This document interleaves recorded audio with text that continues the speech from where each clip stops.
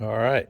So a lot of people I talked to were asking about this because it was kind of hard to see the operation with the big orange tractor in the background, kind of all blended together. So thought I would make another video. So I'll kind of go through from the beginning. Drag in logs, limb them out in the woods, bring them up into here. So I buried 3 logs in the ground. You can see these foundation logs right here. Kind of built them into a triangle shape to form a trough. Put in this couple uprights and put in some diagonals to brace it. Then put the additional diagonal 2x4s there to mount the little winch motor on. So it's a little Amazon $60 winch. I think it's a 2,000 pound pole. It's the second one. I broke the first one. That was my fault. I was trying to drag a big log, much bigger than this end. So just set it there with the battery. Pretty easy. Runs all day on that battery. Of course, you got the log splitter, and it's mounted where it's just below where the logs drop when I cut them off. Of course, got a wheelbarrow just to prevent bending over. If I threw them all in a pile right here, that's just one of the steps I was trying to eliminate, was bending over. So I'll fill up the wheelbarrow, come over here and stack it. So here's the operation. You can see the logs that were buried in the ground. Got a piece right here that comes up, that's my length gauge. Got to replace that about every, I don't know, 40 or 50 logs. It kind of wears out and gets beat apart. But yeah, that's it.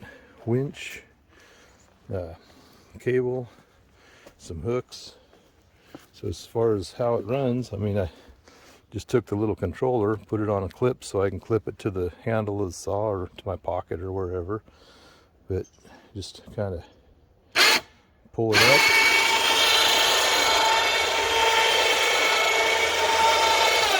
When it hits that one, it'll push it on in. So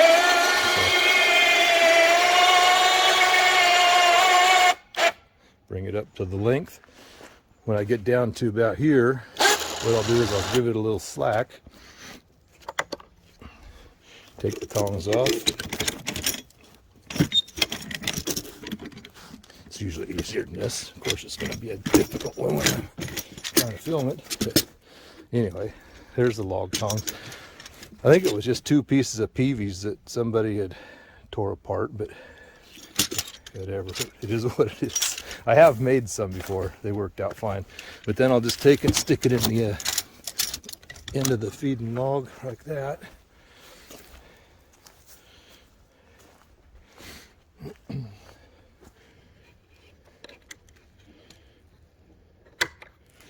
Then I can just feed it, drill that one, and what happens is if it gets too close to the end of the log, like I had it dogged on this right here, you start lifting the log up, and that's not ideal. So anyway, I'm gonna cut these up. Don't know if I'll get all to them today, but in the next few days. Anyway, that's a close-up of it. I realized I didn't show again in the clarity how to mount this chainsaw. So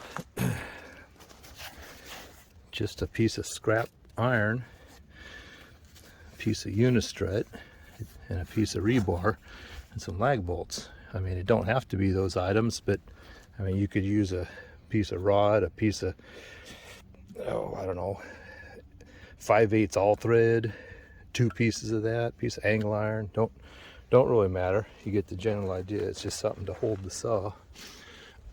And on the saw, I had to drill 1 hole in it, and that was right there in the handle in that yellow tag. But the same thing, it's just that piece of plate, lightweight. I guess I had to drill 2 holes. So that one in there you can access well, you can't really see it, but you can access it in there. And anyway, put a little piece of U-bolt there, welded a piece of EMT. Being an electrician, that comes around easy for me. And anyway, it just slides on there. I'm going to flip this big old honking piece.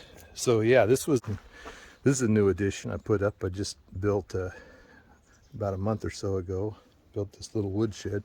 Nothing to it, just dug some holes with a post hole digger. Like I say, I've got tons and tons and tons of standing dead spruce around here from the beetle kill. But painted the ends with a mixture of just junk oil I had. It's kind of hydraulic fluid, a little bit of diesel, a little bit of motor oil. But buried them. I did just use that log that was in place. I don't know why. I'll probably regret that later. But cut some pieces to stick up there, and then I had some scrap 2x and scrap metal, and having no scrap together woodshed. But you know what? It's the price was right, and it'll suffice. So anyway, put these on there for wind tie downs, and put these on diagonal bracing, and wind tie downs the same. Anyway, that's the woodshed. Not to get sidetracked by that, but